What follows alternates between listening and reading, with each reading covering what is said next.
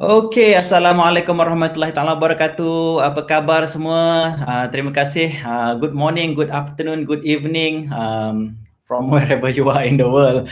Okay, welcome to our another episode of Perspektif Komunikasi Warna. Okay, hari ini kita sangat-sangat bertuah kerana kita ada the founder himself. Kalau anda biasa dengan episod sebelum ni kita berbicara tentang konten daripada Colored Brain Communication daripada buku saya buku saya Komunikasi Warna. Itulah wujudnya program Perspektif Komunikasi Warna yang mana kita akan menemubual, menemu ramah. Kita interview dengan orang-orang yang mempunyai pengetahuan dalam komunikasi warna dan bagaimana mereka aplikasikan dalam banyak. Sebelum ni kita cakap pasal digital marketing, personal effectiveness, kita cakap pasal relationship, kita cakap pasal teamwork, dan hari ini kita sangat-sangat bertuah. Kita ada the guru himself, the founder himself, orang yang mengasaskan, orang yang mencetuskan Colored Brain ni, iaitu kita ada Arthur F. Carmazzi. Okay, let's welcome Arthur Carmazzi into the room. Hey Arthur, how are you? Here we are, Johan. All right. Okay. So, thank you very much, Arthur. Thank you very much for. I know you are busy. You have a lot of things on your plate right now, and you Never still too busy for you, Johan. Always ready to help out. All right. So, okay. Today we're going to discuss a little bit about. I think some of our listeners out there would want to listen more from the founder himself. What is your? How does this Colored Brain comes about, and how do you really apply it in organization, and how culture, Colored Brain can impact culture, and so on and so forth. Okay. For those of you who are now live, kepada anda yang bersiaran secara live hari ini, so mungkin saya akan menggunakan bahasa Inggeris. I will be speaking in English because of Arthur. Can you speak in bahasa a little bit? Yes, sedikit. sedikit. Not enough. All right. I don't sound intelligent when I speak Bahasa. I sound like a complete, idiot when I speak Bahasa. Let's try to stick to English if possible. All right. Okay, we were going to speak in English all the way. So for those of you who before this we did this series episode in Bahasa. So this time we're going to conduct it in English. And if you are already watching with us around, please do leave your comments because we're going to also interact with you. You have questions, you have any burning questions that you have about probably about Colored Brain or probably about Arthur personally, you can just put it into the comment box. And actually, just say hi right now. Just go into the comments, say hi. I want to know where you're from. Okay, say hi. Let's interact where you are from today, and also if you are Assalamualaikum, selamat pagi from Zurina Abdul Aziz. Also give some feedback whether you can hear us clearly or not. Muhammad Firdaus, Muhammad Johari, hi there. Nasariah Shahbuddin, hi. Okay, thank you very much for interacting. Okay, continue to interact with us. And all right, Zeti Aziz also saying hi. Thank you very much for interacting. Hi. All right, okay, so let's begin. Okay, I don't want to talk too much today because I think the spotlight's on Arthur for today. We want to learn as much as possible within the time frame 1 hour that we have with Arthur. Okay, probably Arthur, we can start with a little bit of your background, maybe a bit about your background, who you are in your previous life, and a little bit about your background. Sure. So, well, first of all, I have. I used to be managing director of this big consulting company, and when everything that I had actually done with that company, it worked. So sometimes when you're doing everything and it's like it seems to work, maybe you're lucky, maybe it's just the right environment. You start to your head starts to get kind of big, and so what happened was that. I started to get a little bit more, well, let's just say my head started to get very big. And I thought, like, I am just so awesome. And so what happened was that I thought, hey, I can do all of this stuff myself. So I took all of my money and I moved over to Singapore, and I started my own company because I knew that, I was so awesome that I was going to be doing everything. Within a year and a half, I was not only broke, but I was $500,000 in debt, which kind of sucked. I do not recommend it. Do not try this at home. So what happened was that I ended up creating a situation where I needed to get a job. Okay, so I got this job, and I'm in this job, and I am, very excited. When you guys, Johan, did you ever have a job? Yeah, definitely. Yeah. I work in 4 different companies. Yeah, I mean, you're very excited. You got this job. You think, wow, this is going to be super awesome. And, I was like, wow, I am so excited about this. And, it's just like when you get this job, you're like super excited. You think things are going to make an impact. You're going to be doing great things. But you know what happened was that after about like 2 or 3 weeks, I started to notice that people were blaming each other. And that, I started to notice that, the finance department was, being blamed for this. And then they were blaming these guys. And, the marketing department was blaming the HR department. And everybody was blaming everybody. And I'm thinking, man, what is wrong with these people? But I thought, hey, no way, man. I can make a difference. I know I can make a big impact. And, I don't know if you've ever been in a situation where, you can do something and you're very excited about it. Okay. But, I was excited. So I'm like all over there. I'm ready to go. And, then people just kind of,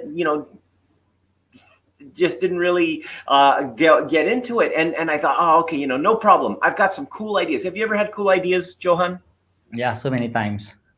Okay, and when you have these cool ideas and you go and you explain it to people, and then these people look at you and they're going, look, we understand that you're new here, okay, but you do your thing and we'll do our thing. And I got into this situation where I just felt like, oh my gosh, I have all this excitement, I have all this passion, but I'm in this environment where people are not supporting my potential success, right? Because I really wanted to make this impact. Do you remember, when you were working and you're like very excited and you're getting out there, but after a while, with all of this stuff that's going on, what happened was that I basically started to give up. And, I would go home and I didn't feel good about my job. I didn't feel good about my life. I didn't, because I felt that I had become an underachiever. Mm-hmm. And I literally, I just felt stuck. And because of this, I would literally just go in and I would start doing stuff that was busy work. And I wouldn't, have you ever done that? You've seen these guys and they seem like, oh yeah. They're working, but they're not really doing anything productive. And that was me. I became one of these people that was just kind of like, oh man, I became a total underachiever. And I didn't like it. It wasn't that I wanted to underachieve. It's just that I felt that the environment, the company I was working for just wasn't really interested in the value that I had to offer. So I just kind of like gave up. And see, I noticed that actually happened to a lot of other people in the organization. And one day I'm thinking, okay, I looked in the mirror and I said, man, you suck. I mean, not you, but like me. Right? So I thought, wow, okay, I'm going to go and ask these people, find out what's going on.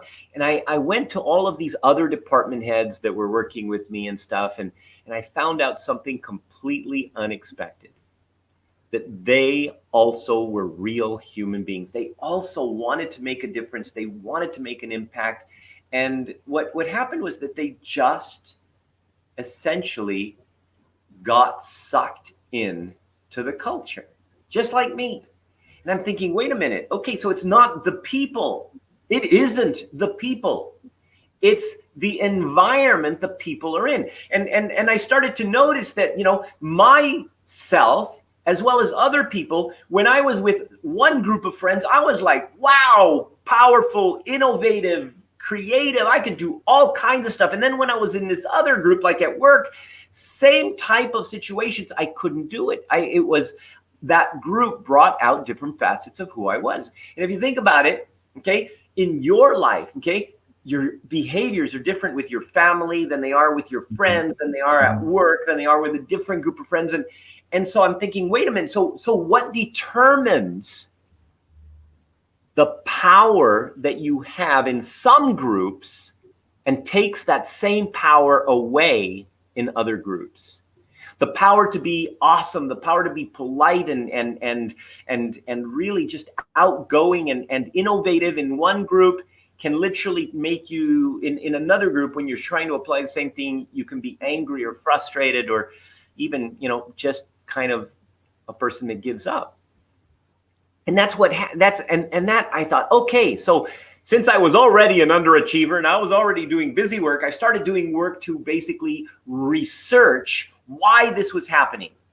And one of those models, okay, out of many that eventually became the directive communication psychology, one of those was I was trying to find out, okay, if there was some kind of link to personality, right? And then I do all of this research, and they've got all of these things related to personality and everything else. And I'm thinking, wait a minute, there's no way that you can figure out personality. I mean, I took all these tests where they have like 200 questions and everything else and all this stuff. And it's like, oh my gosh, you have to have a PhD to even understand this stuff.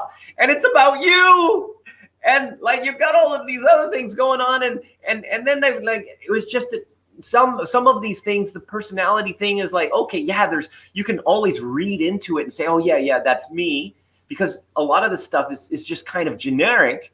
And then there's other stuff that's like, wait a minute, but I don't do that. Or I do that in this group, but I don't do that in that group. And so it started to be like, no, there's no way that you can literally put personality into some group. So I threw out the whole idea that you know, identifying personalities could help. And so I started to think, but there are differences. So I started to look at other research. Okay. And one of those research essentially was based on behavioral elements that, you know, affected, you know, different people, different things. So some people said you behave this way because of this. And other people said, no. Some of this behavior is genetic. And I'm like, you know, and so everybody had these different ideas of why your behavior was your behavior. And it's like, you know, again, you've got all this like, no, you know, there's something wrong here. So I started looking a little bit deeper, okay? And I found out that, okay, behavior is not a factor that you can literally just kind of put into one thing, right? So because it can change, you can have some person that has a certain way of doing things and they're going to have this behavior, and then a different person has a different way of doing things, can have the same behavior, but they just do it or approach it differently. And I'm thinking, okay, so I started to do research on that, and that's where eventually the colored brain model was born, because colored brain is not about the behavior you have, it is the process in which you execute the behavior you have, which largely, of course, affects all of these other things. Anyway, later on, about 9 months later, we ended up trying this with a whole bunch of different departments. Well, actually, 2 other departments, and we ended up saving the company $17,000 a week in wastage. And so from there, I started to write articles, and then I started to get on the radio, and then I got on TV, and then, you know, people started calling me to help them with their companies. And well, you know, and eventually I was able to quit my job, and here I am today. All right. Okay. Thank you very much for such a lovely story, which I think I can relate I can relate a lot with your story. I work in 4 different organizations. So when I first attended DC, and the question was, do you have the same problem in a different kind of job? And I said yes. And what is the common denominator? And the common denominator is me. You. Me. I'm the only one that constant in these 4 different environments. So I think that explains a lot. It's not about blaming others or this boss is sucks or this environment is sucks. Okay, for those of you who are just joining, thank you very much for joining, and please do also interact. Please do also comment. If you are watching through Facebook, please comment with us. Okay, we have Weiling here. Weiling, hello Johan and Arthur. Okay, thank you very much, Weiling, for joining. Hey, Weiling. And so many other people. We got Zeddy, Mohammed, Nazria, okay, and Shamasurizam. I'm not sure if that's the way to spell it. Cham. You can guys call him Sham. Okay, this is my good friend Sham. Thank you very much, Sham. Sham is the one that always, I think, loyal with my Facebook live that I've been doing all this while. And we have also Atika Razali here. Atika, yeah. My team Well, member. hi everyone. Thanks for joining.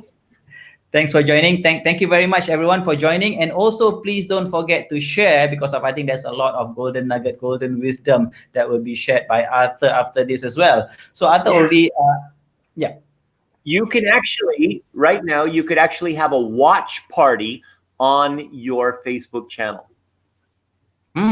If you can do watch party also, that will also help. Okay, thank you very much. For your story just now, it is definitely inspiring for me. It's something that I've gone through as well. And I think the model Colored Brain have helped me a lot. So I've been into so many other, even after I quit my job, I still have to deal with people. I still have to deal with human beings, be it my family. I involved in association. I involved in BNI. I involved in Toastmasters. So all of this, I have to deal with people, and understanding Colored Brain really helps me. But before we proceed to talking about culture, talking about environment, probably you can give your own perspective, your own definition of what really Colored Brain is, so that for those of our listeners who are not familiar with Colored Brain, or maybe they have some ideas, but if you can listen to the founder himself, listening straight from the horse's mouth, so that's I think will be valuable to our listeners as well. Absolutely. So first of all, I mean, one of the key things is that Colored Brain is not personality, and Colored Brain is not behavior. Okay, so let's just say, for example, that you are a person who has chaotic processing or green brain, somebody like me and Johan. Okay, we're like, Johan's like, hey Arthur, we've got we've got the live session in like 7 minutes, and it's like, was that today? And like, yes, again. So like, okay, so I leave everything, come over, and it's like, hey Arthur, did you look at the questions that I was going to ask you? And it's like, what questions? Okay, so it doesn't matter. It's like, just do it, man. Just go in there. We can make it happen. So this is chaotic processing. Nothing is connected, so you can just kind of connect things as you go. And of course, you make more mistakes that way, but you recover from your mistakes faster. So all that stuff is very cool for a green brain. But here's the thing. Let's say that you get a red brain person. This is linear processing. So red brain needs structure in order to get clarity. See, green brains need action to get clarity. So you don't really get clarity until you start doing it. While the red brain needs to have clarity before they take action. So what they do is they find structure. Okay. Now, let's just say, for example, that you have a job that requires you to be an analyst, and you have to analyze things. Now, a red brain is going to look at everything that is currently there, the facts, and they're going to put it together, and they're going to create a structure that essentially says this. So if this and this and this happened and this happened in the past, this, it means that this is going to happen. And so this is how we should approach it. Boom. Okay, now I have clarity. Now understand what it is. Now we can do it. Okay, now our green brain can also analyze things. They don't have, so there is nothing to say that the behavior of analysis is specific to one brain process. Okay. So a green brain, though, when they analyze things, they're going to go, okay, so I've got this thing over here. And it's like, what happens if this thing comes over? You got this, and it's like, hey, what do you think about this? And you ask some people, and so that kind of adds to the element of that. And so that's your form of analysis, is literally taking action in your head, getting feedback from other people, and basically kind of building it as a action process, even though you're not officially taking action. And that's how a green brain will analyze things. So the behavior is analysis, but the process is totally different. And this is where people may misunderstand you. See, because even it doesn't matter, you know, let's say, for example, you've got a red brain who is very specific about the way to analyze things. And of course, that's worked for them. And you know, because it's worked for them, I mean, it just seems like it's common sense. If you do this and you do this and you do this and you do this, you will get this. So do it this way and you'll be fine. Use the structure, right? And then they try to share this with the green brain and tell them you should do it like this. And the green brain is like, what? You know, and they're going like, oh my gosh, my boss wants me to do it this way, but my brain is melting, and then they end up creating this like stress, and then their boss, of course, says, oh, you're so incompetent because you can't do it, because the boss isn't even letting them do it in their own way, because the boss doesn't understand that their process is different.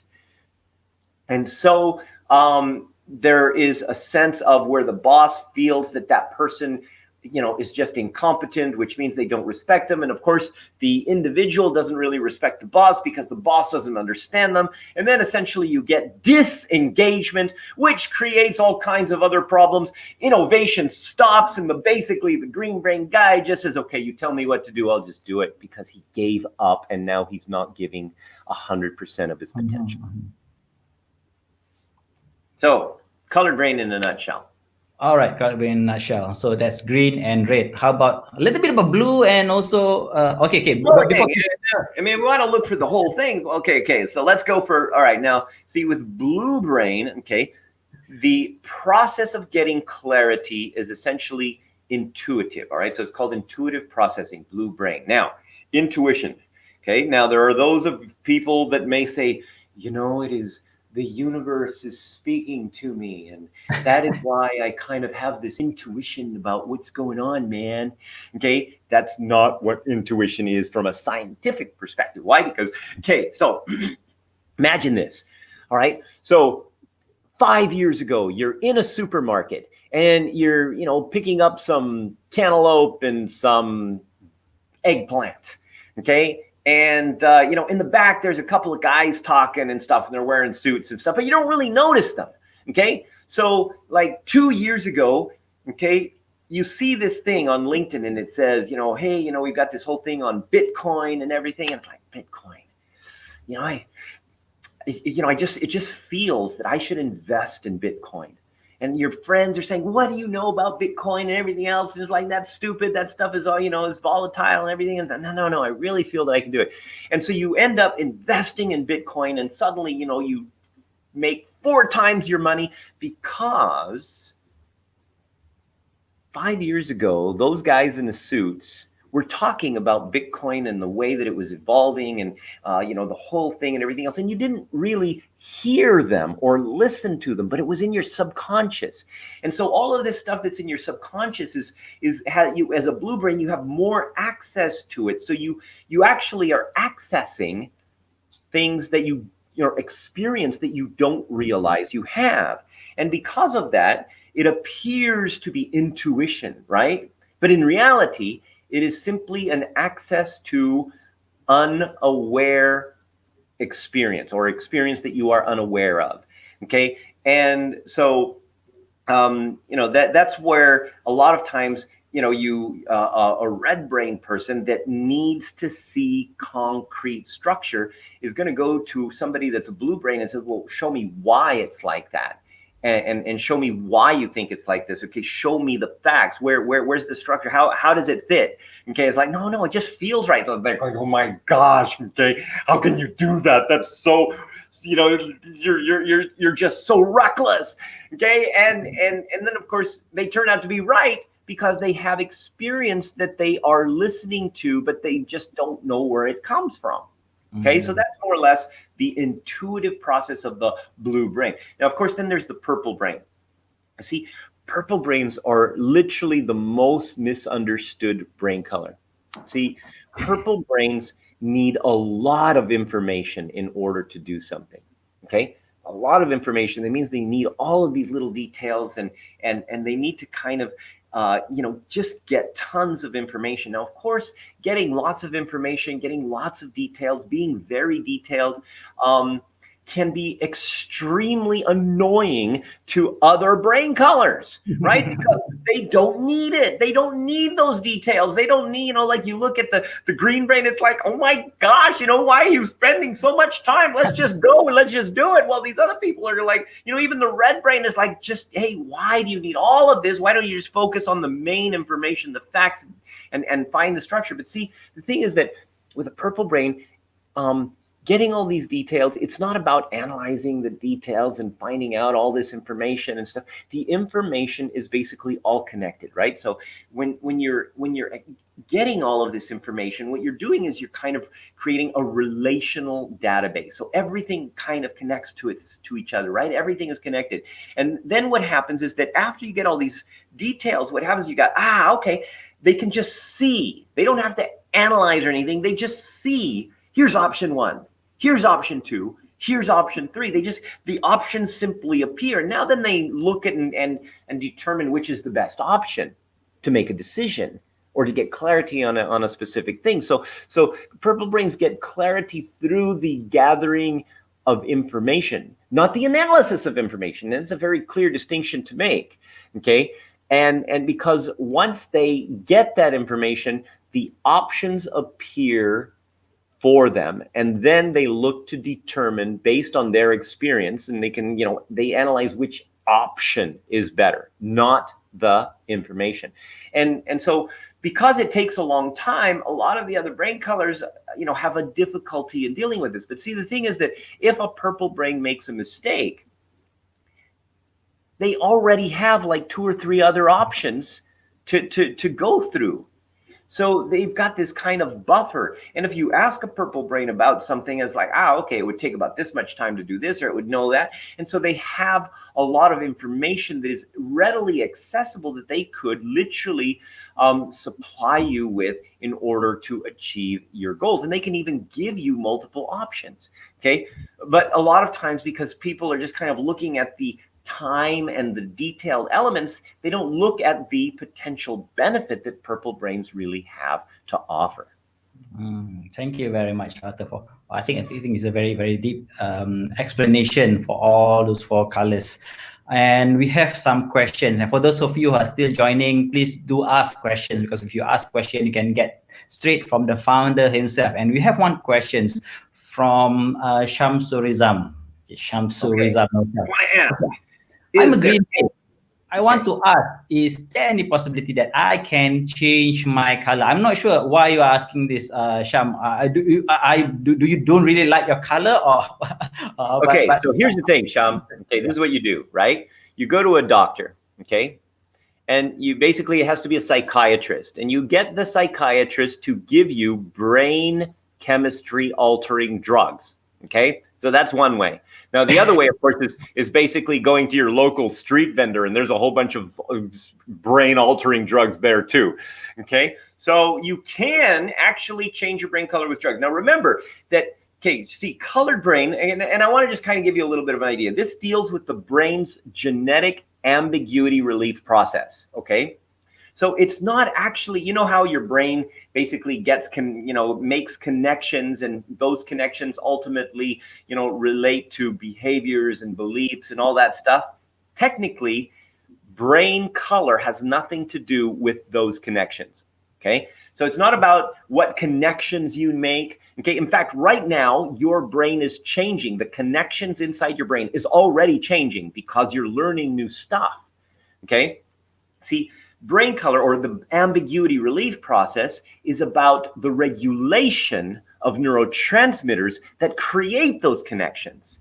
So there are certain processes that will create connections in one way, and other processes that will connect that will make those connections in a different way. Okay, now the amount of neurotransmitters will affect the level of abstract perspective that you have.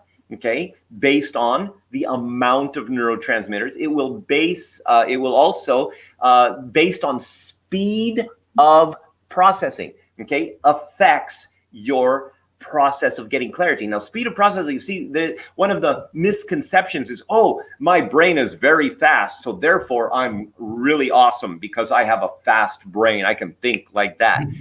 Okay, well, you know, see, the thing is that speed of processing, imagine, okay, green brain, one of the fastest brain processors, and so is blue. Okay, those are the two fastest processors. Let's say you're green brain. Okay, so imagine green brain, you're in a Ferrari. All right, and you're going down the highway at 100, okay, or 220 kilometers per hour.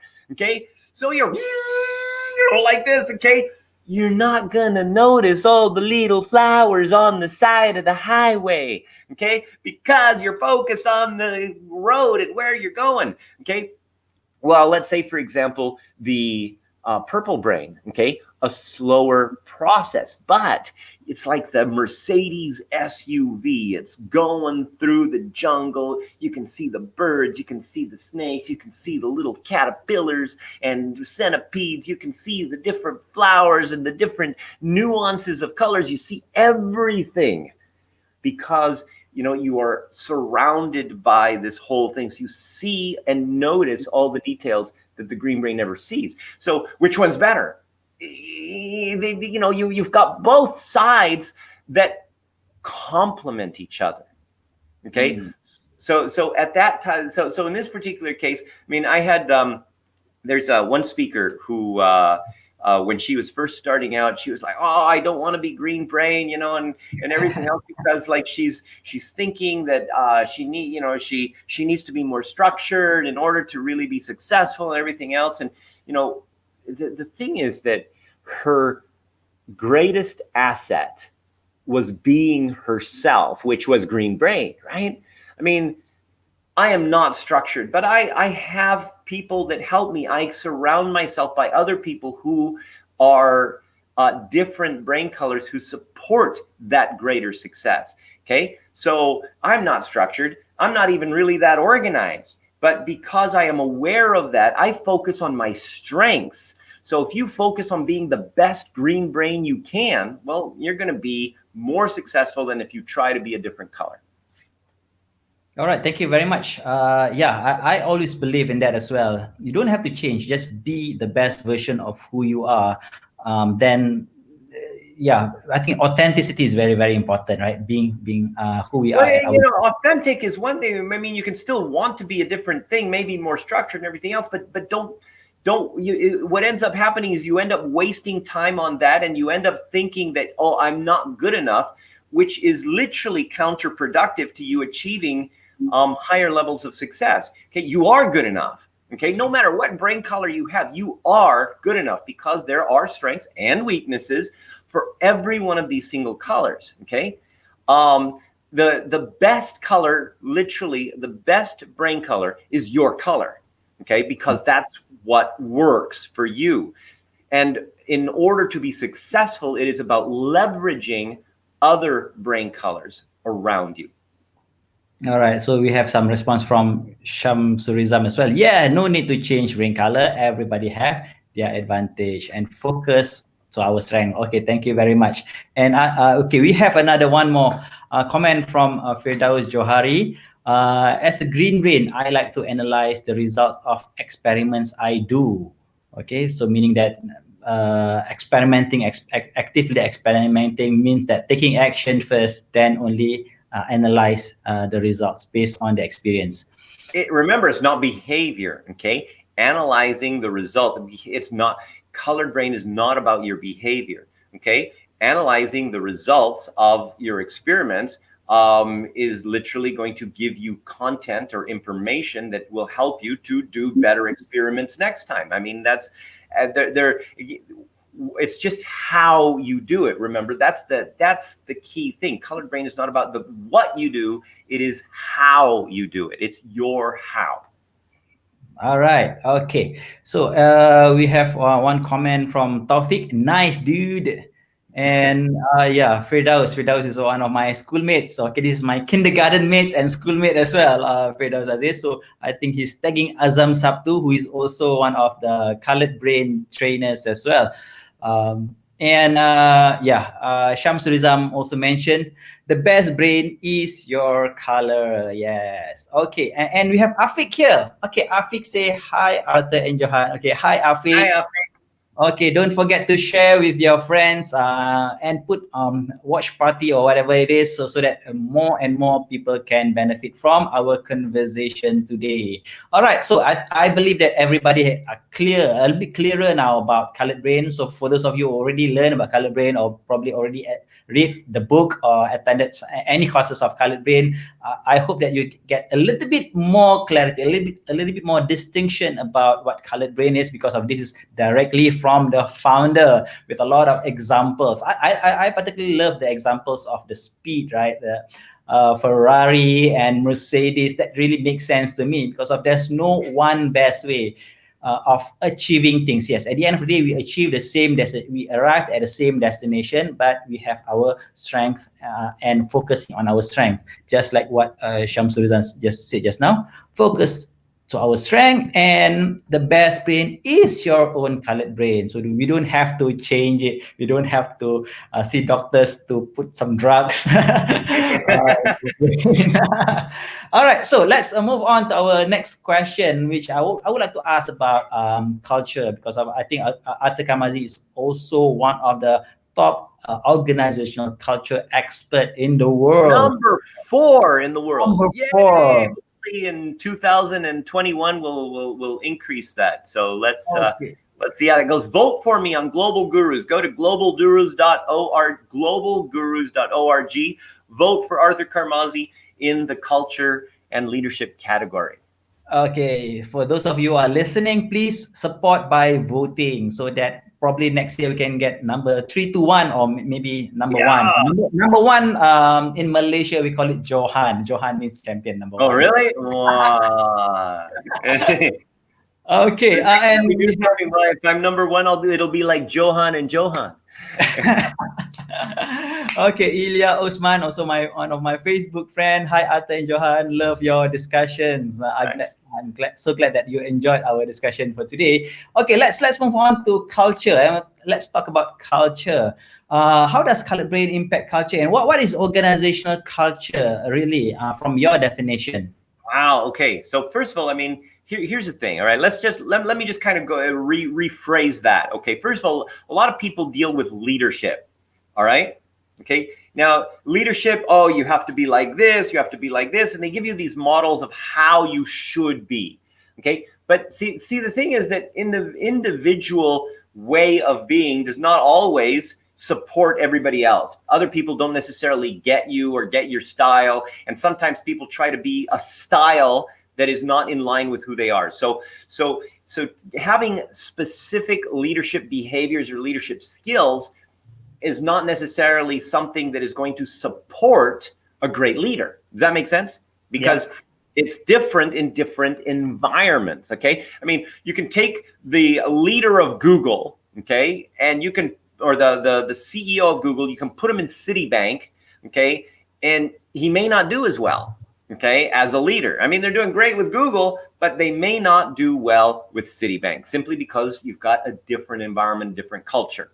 All right. So let's look at the idea of what of a leader and the definition related to culture. Okay, a leader is a person, okay, an individual who can create an environment that supports people to literally be their very best through the organization while achieving personal success in the process.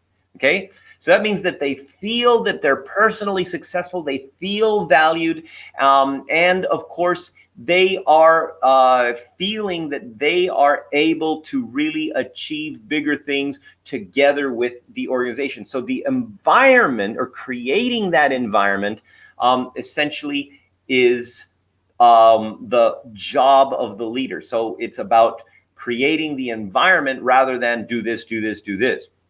So the culture itself is that environment.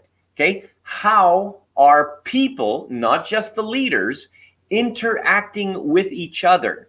Okay, how are people feeling that sense of personal value through the organization?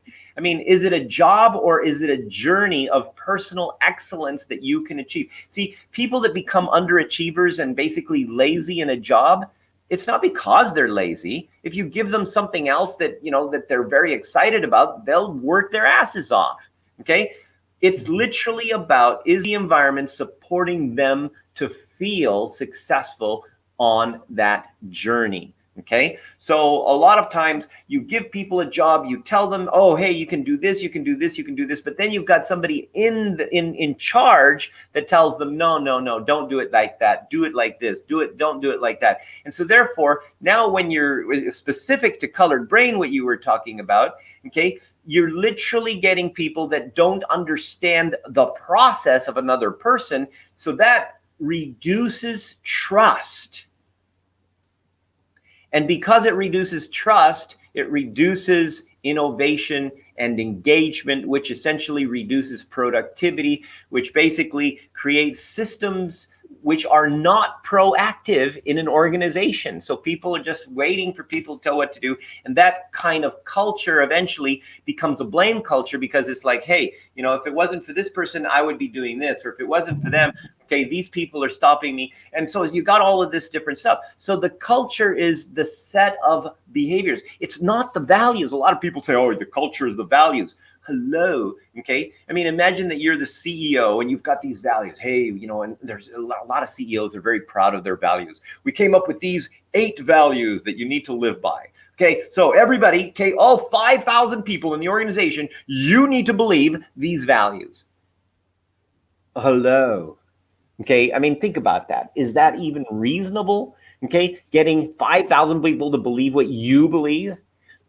Now, I'm not saying that organizational values are not going to be important. What I'm saying is that the process by which people try to get other people to, by imposing values, is not going to work. So, for example, one of the elements of culture is literally, okay, the interaction of people, how people are connecting each other, which also means, what do the people believe in?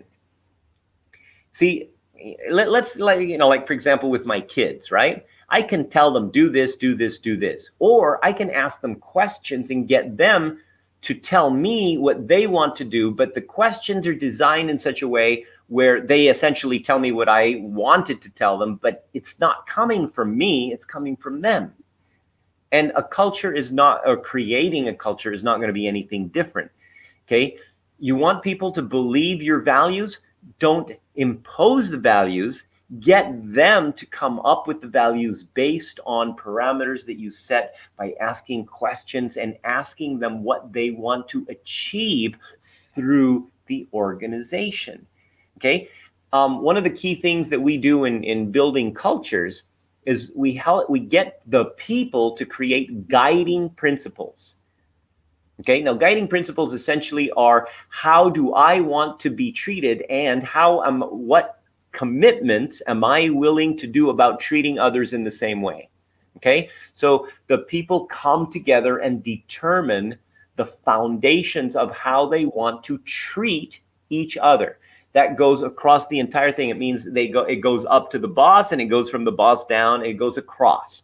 Okay, so these guiding principles are not necessarily the values, but they can be related to the values. But one thing that they are is related to specific types of behaviors. Now, remember that the behaviors are not always in the same process. So this is where, again, you've got the element of identifying and noticing, and for that matter, even measuring, which goes into the realm of gamification. So you can gamify values in an organization. You can gamify behaviors in an organization. But it's people-driven, not leader-driven. All right, interesting. I think when we talk about values, all organizations have values, and most of the time people have values. Why? Because of other organizations have values, or we also want to have values in our organization. And then at the end of the day, from my experience, values is just some words pasted on the wall, and everybody understands it differently. And yeah, thank you very much for the explanation of culture from your perspective. I think that's very, very much relatable to me as well. And we have some question here. From Zurina here. It would be best for a company HR to have this exercise to brain color test for their new employee. I'm not sure local company has this. Normally international company practice this color brain test, so the same group of people shall work together better. Yeah, I think one of the things that I will recommend is actually for all people to at least try the brain color test, so that each others will understand each other's color brain. So what's your take on this, Arthur? Well, okay. I mean, let's just look at. In Malaysia, one of the organizations that uses colored brain across the entire organization is Petronas. I'm pretty sure everybody knows that. Okay, so there's some others in Penang and stuff like this, but they have their own colored brain system. Now here's the thing. Okay, what happens in this is not just new employees having colored brains. See, it's like, okay, this new employee is going to go into what team? So you have to know the team, right? Okay, so they're going to go into the R&D team, or they're going to go into the marketing team. Well, first of all, what's the colored brain of the team leader? Is the team leader aware of their colored brain and aware of how to use colored brain to set his people up for success instead of failure? Okay, so that way now the new employee comes in, it's like, oh, we've got colored brain. All right, and you understand where the colored brain element is, so you understand how they process things. So now you take this and you can look at the team and you can say, wow, okay, this team is missing a purple brain, for example, because, and everybody in the team already knows what purple brain is and everything else. And so they say, yeah, we need a purple brain to help us with this. So not only are you looking at the competencies of the individual, but you're also looking at the purple brain element, which is going to support or create more synergy to achieve better things with that, because maybe that element is missing. But remember that in hiring, one of the key things is colored brain is only half of it. Okay, understanding the emotional drives or primary motivators of the person, okay, is going to be absolutely key. I mean, for example, like in DCI, all right, everybody we hire, when we hire them, what we do is we literally bring all of the people that are going to be hired, we bring them in at the same time. Okay, and then we get them to play games. And during these games, we observe certain things. And then, of course, we identify their primary motivators and how they're acting and reacting to each other. One of the key things that because of the way we work, we're always about innovation, coming up with new things, being proactive. So we're looking for, one of the key emotional drives that we're looking for is the emotional drive for growth. That means that people basically are constantly, wanting to be challenged. Okay, and so they're looking for things that are going to, they're not settled with something and just waiting to be told what to do. They like to break things and rebuild them. Okay, and that element is, always learning, always, kind of expanding, is something that is very important for our culture. Okay, and so you want to make sure that you get a right cultural and motivational fit, as well as a colored brain fit whenever you're hiring people. So new hires, you got to have both. Okay, colored brain also emotional drive, because emotional drive also will very much impact the team dynamics in a team as well. Absolutely. In fact, there's literally very specific recipes. So like we do these mind reading things, right? Where we identify somebody's colored brain and we do, identify their primary motivators. And we can tell them everything. We can tell, what problems they're going to have. If they're going to have a problem with this guy or that guy, we know if they're going to be successful in this team or in that team. We know if they're going to bring the team down. It's literally, I mean, we even know about their relationships. I mean, the people, when we go through this, they think, oh my gosh, this is like freaking me out, because they think it's like mind reading, right? But I mean, it's just profiling. Okay. And it's very easy to do once you understand colored brain and the emotional drive model and the matrix. Okay. Actually, in one of my books, the Architects of Extraordinary Team Culture. Okay. It's got this whole matrix of how you can literally see how one person with this emotional drive is going to fit into a team with these emotional drives, or even in a couple type of situation. Now, emotional drives do change, okay?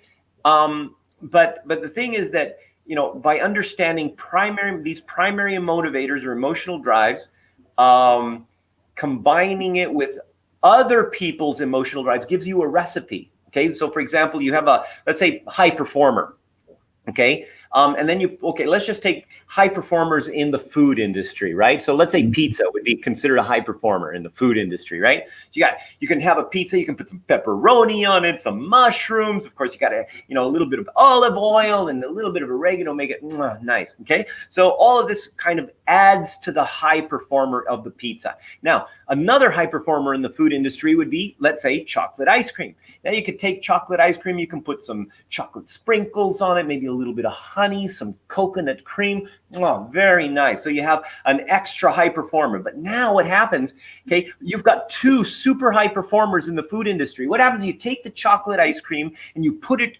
on your pizza, okay? Suddenly you have a very low performing team, okay? And it's the same thing with emotional drives, okay? By understanding what makes high performers and how high performers mix well together, or you can even just take medium performing team and medium performing people and put them together and suddenly have a high performing team, because you have the right recipe. So that's what emotional drive is. Emotional drive is why you do things. Colored brain is how you do things. All right, thank you very much. Okay, emotional drive is another one more big chapter that we need to discover a lot of things about emotional drive, and I really love emotional drive, especially when you can understand people in your team. And okay, let's a culture of from Ilya Osman. Culture of organization deal with so many colors. Ecosystem may change by leader who dominant driver. I experienced that. Absolutely. Again, and this is where, emotional drive comes in, right? Okay. And remember, it doesn't matter what colored brain you are. Each colored brain can have their own set of emotional drives. They're not connected. Okay. It's not like one colored brain is going to be more dominant or less dominant or anything. It's completely independent. Okay. And that's what makes it easy to understand. But yeah, I mean, you can have a leader that has a very high emotional drive for significance and recognition, and a high emotional drive for achievement, which basically means ambition, but maybe they don't have a very high emotional drive for contribution or love and belonging. And maybe they have a high emotional drive for security and control, where they want to control everything because I'm the boss and I am right. And so therefore, because I'm right and I want to achieve things, you better do things my way. Okay. So, and that happens, right? I mean, that's an emotional drive thing. And, you can get somebody that's purple brain to have those emotional drives, and get somebody that's green brain to have those emotional drives. Doesn't matter. That colored brain is only going to be how they do it. So if you've got somebody that's green brain with those, it's like, just read my mind, just do it, man. Okay. What are you talking about? Okay. And you should know, because you should just be able to do it. And or somebody that's purple brain, they're going to make you get all of these details and everything else, and they're going to just want to see everything, okay? And they're going to work you to death doing stuff that you, if you're not purple brained, think that is silly. Okay, and they're going to want it their way because they need it this way and everything else, and they're not going to care about you because they don't have that love and belonging emotional drive. Okay, so you've got all these different things where the different dynamics that is going to affect ultimately your success in an organization. And also, again, a leader who is not supporting the development of the culture is basically just kind of, doing their own thing and hoping that it works for that group of people. All right, I hope that explains. Okay, another one more from Ilya Osman. How this color can blend it well if those leaders are imposing their way? They do work with tasks for their purpose rather than ownership. Okay, so your take on this, Arthur. All right, well, first of all, I mean, at the end of the day, okay, if the leader is not, I mean, here, let me just give you a little bit of idea. We do these organizational culture initiatives, right? And we actually even went and pitched to an airline in Malaysia. I'm not going to say which one, but I think it was government supported.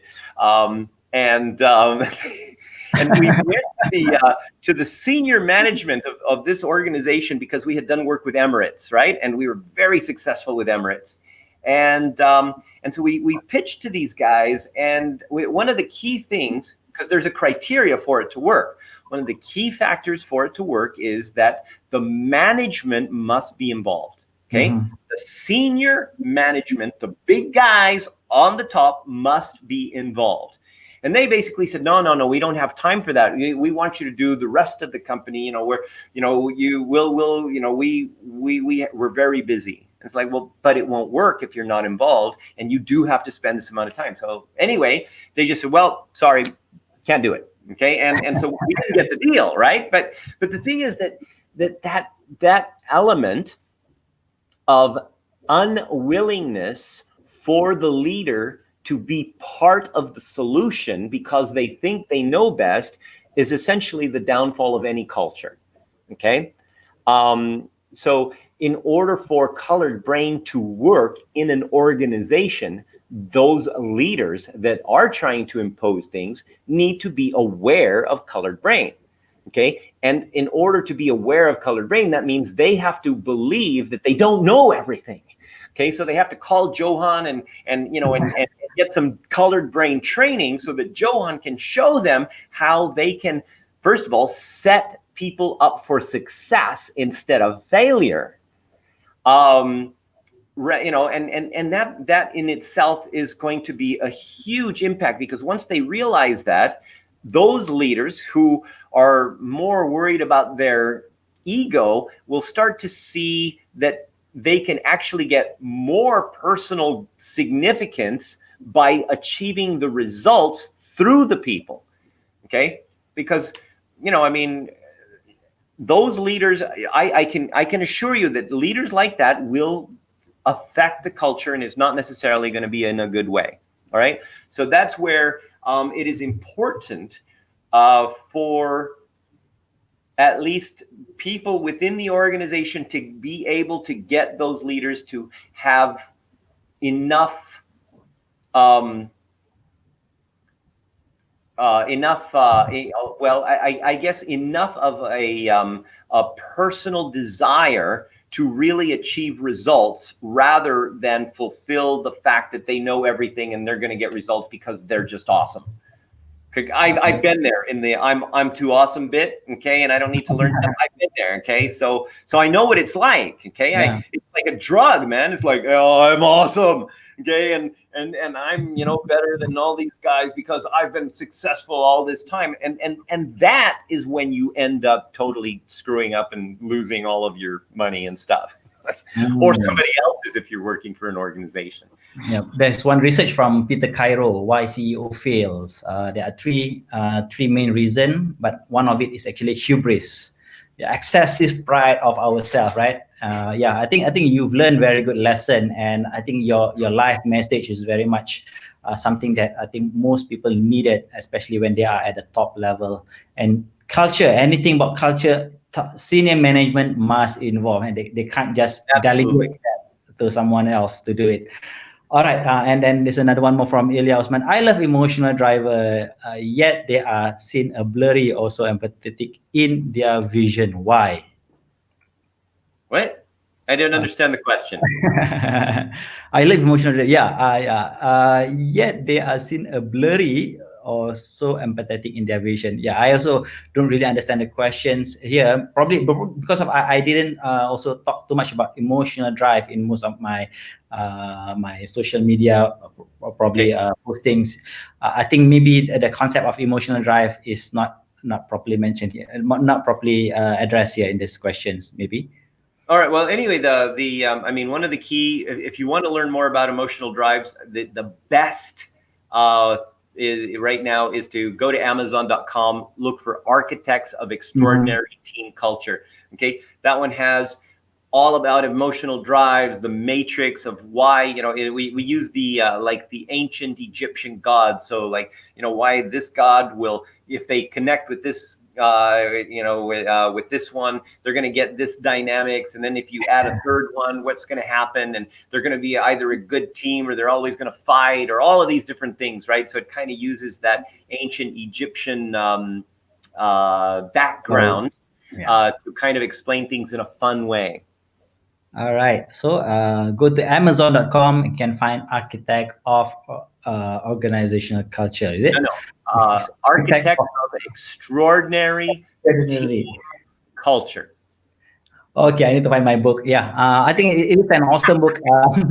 I learned a lot about application of emotional drive from that book as well. Okay, another question from, okay, again, my schoolmate, my kindergarten mate. Okay, I really love blue color since my kindergarten days with Johan. My car, my scooter, my road bike, and my company's corporate identity too. Can we identify what brain color do I have based on this? Cheers. Okay. All right. Okay. Maybe we can address this. Not even close, dude. Has nothing to do with what color you actually like. What you like is just preference. I mean, I like broccoli, and my son hates it. So it just depends, right?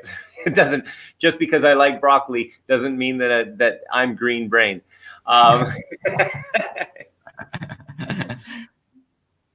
Okay, so colors, preference got nothing to do with, there's no interrelation with colored brain. Okay, another one more from Zurina Abdul Aziz. With the current new norm leadership, where ecosystem change and the process is robust, what this color brain factor plays an important role to an individuals or group of people. Every division has to collaborate. Is that right? Yeah. Okay. I mean, that's a key factor. Actually, in my latest book, which this one. Okay. Okay. Game On. Okay. Reinventing organizational culture with gamification. So this one deals with colored brain. It deals with emotional drives, but basically it deals with the pandemic. And how it all is essentially connected, and how you can do things remotely, and how, again, I mean, that collaboration element is key. But the thing is that, remember,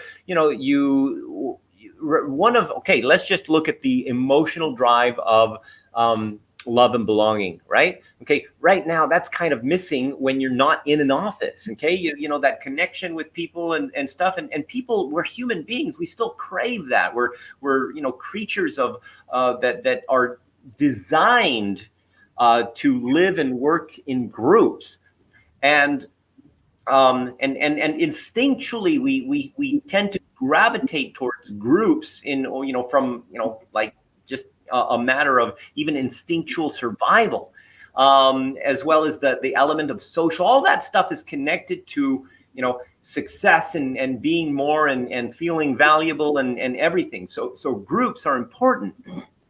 So the emotional drive, the colored brain, all part of how you're going to get people together. And that element of collaboration, getting people online, if they understand each other in a much better way, and then you gamify it, meaning that it's, again, the gamification element can be created by the people to improve their personal success through the organization. See, I mean, at the end of the day, if you've got a job for working for, doesn't matter what company, unless it's your company, okay, it's a job, okay, and you're still going to have a personal interest in your life. Now, there are those people that say, oh, I've got a job, and because I've got a job, I need that job to get money so that I can have my life. Well, those people essentially are not in an environment that are supporting their personal success in the organization.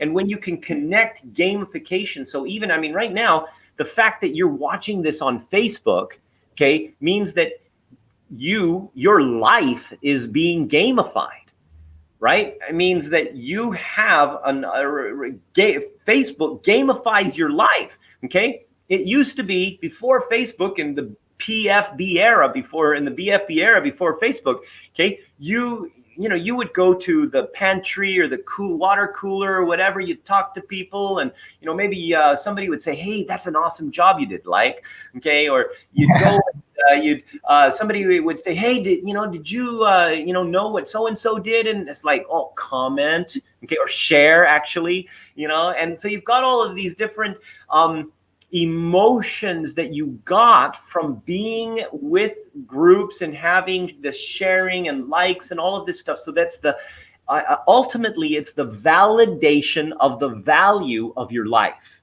and we want our life to be validated. I mean, that's kind of like, we see this kind of essence of, and even if you're a recluse and you don't want to be around people, you still validate your life by saying, see, I don't need people because, I've got everything I need in myself, right? And ultimately, as human beings, we need validation, and we're always looking for it through something, okay? Facebook just happens to make it super easy because it measures your life.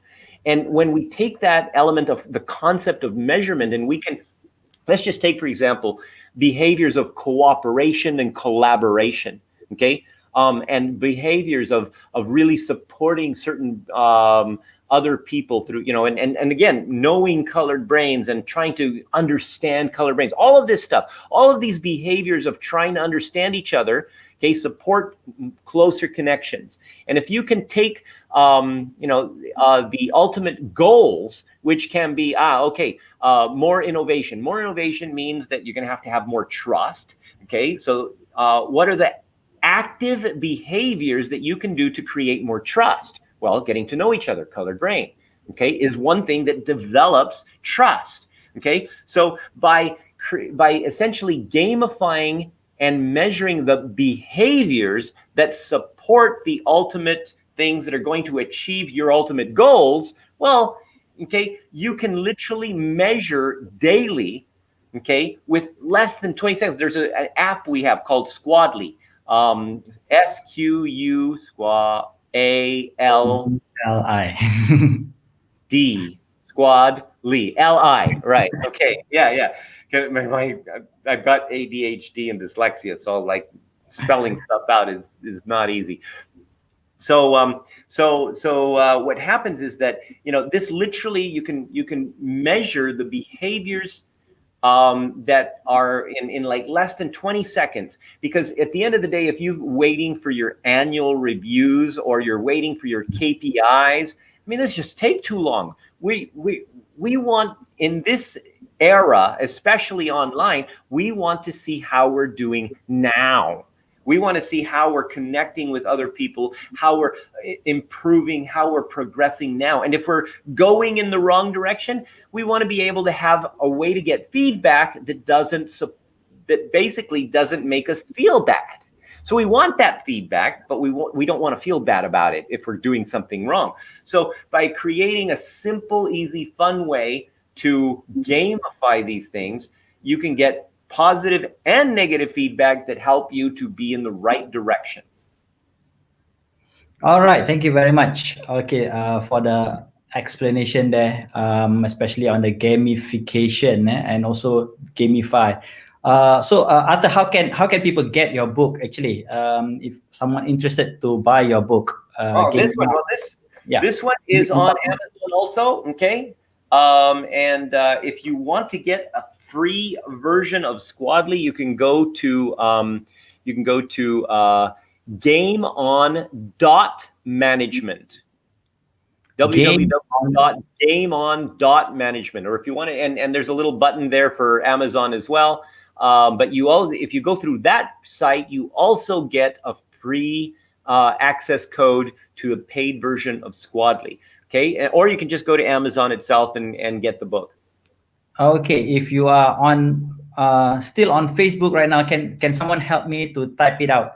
Gameon.management. Gameon.management. .com, is it? Gameon.management. Yes, management. Okay, just www.gameon.management. Okay, so this is another one of my friend, Arif Saleh. Okay, he's a blue brainer. Okay, wow, legend. So okay, okay, thank you very much, Arif, for the message.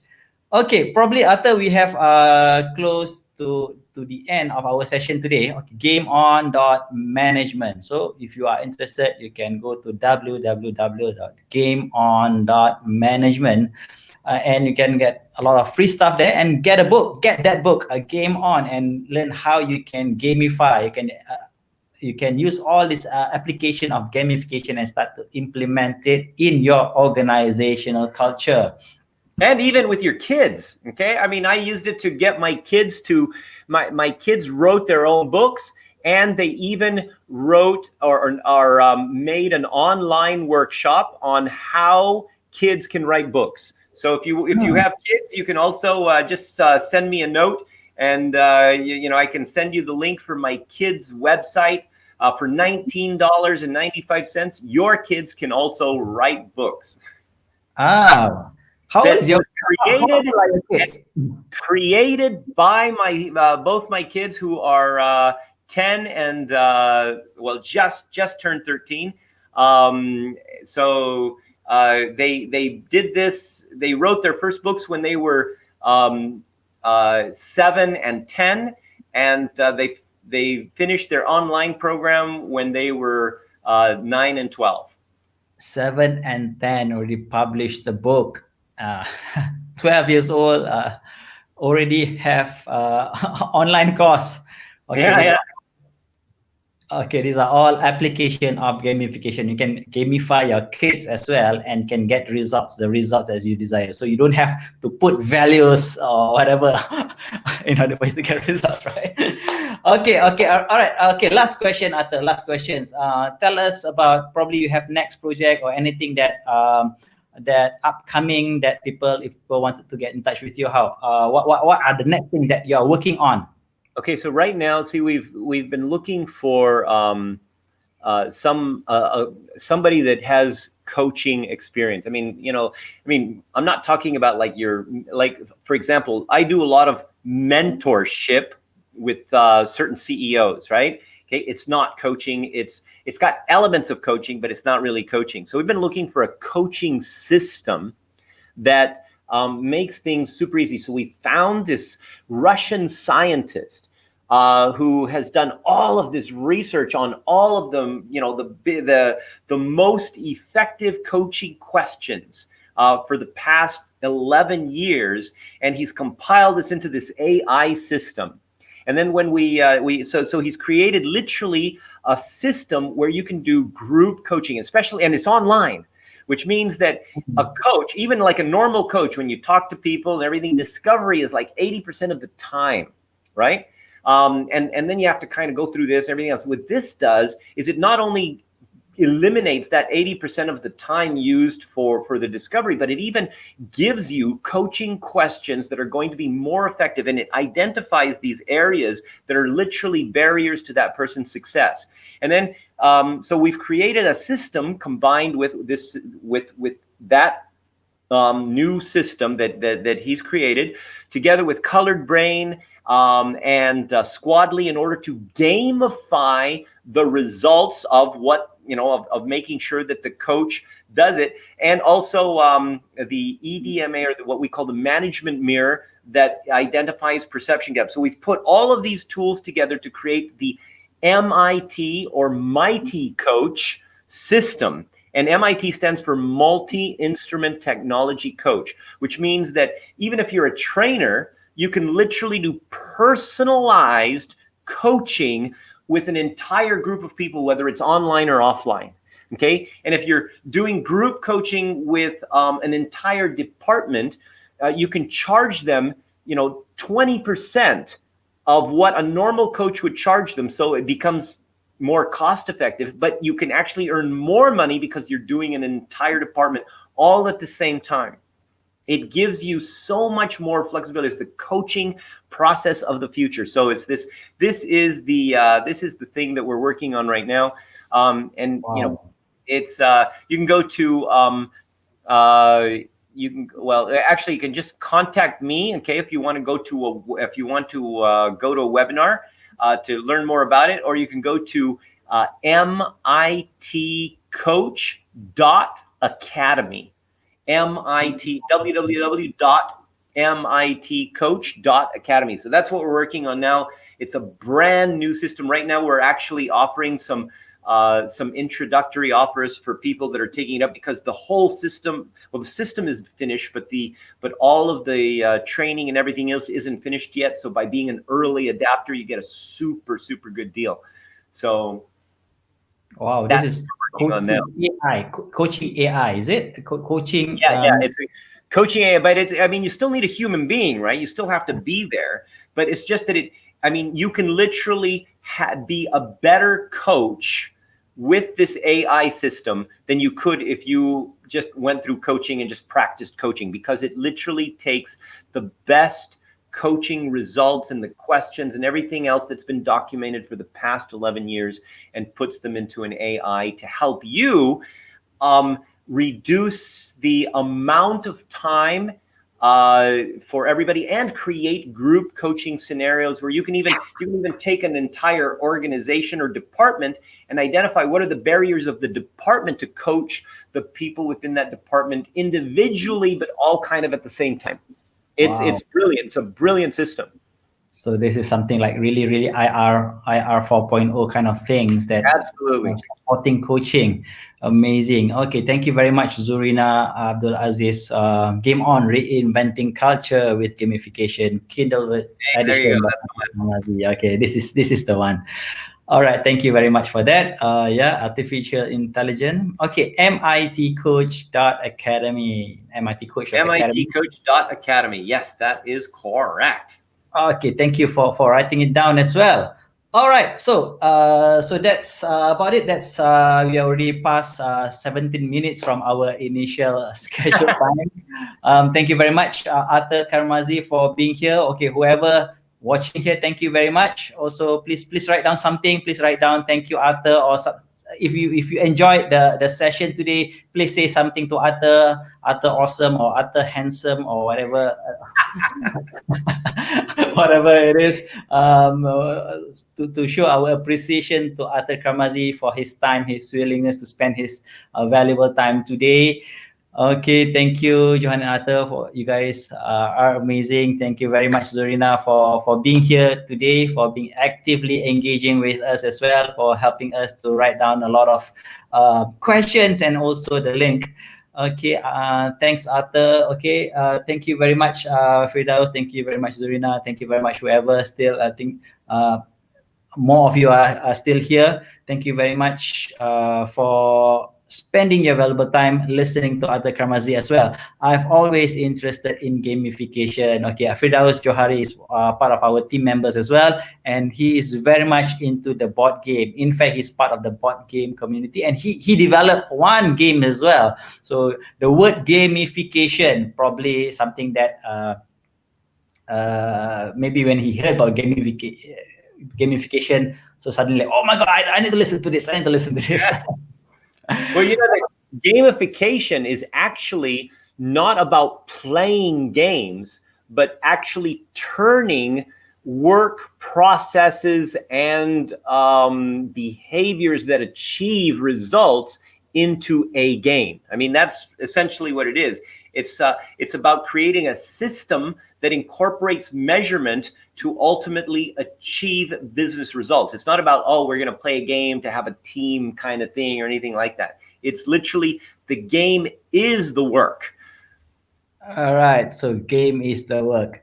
Okay, thank you, Arthur. Handsome. Thank you, Johan. More handsome. Okay, thank you very much, Firdaus. Okay, we have Firdaus just now, and also Firdaus. Okay, this is another Firdaus. This is another Firdaus. Thank you all. Thank you. Okay, thank you very much. Thank you very much, everyone. Gamification, game-based learning, games are all different things. Okay, thank you very much, everyone. And we will have this video. If you missed this session, we still will have this video for you to replay and also for you to watch it on YouTube as well. Thank you very much, and we hope to see you again in our next video. Thank you very much from me, Johan, Irwan, Zaman, and our guest speaker for today, Arthur F. Carmazzi, all the way from Bali. All right. Okay, bye-bye. Bye. Bye.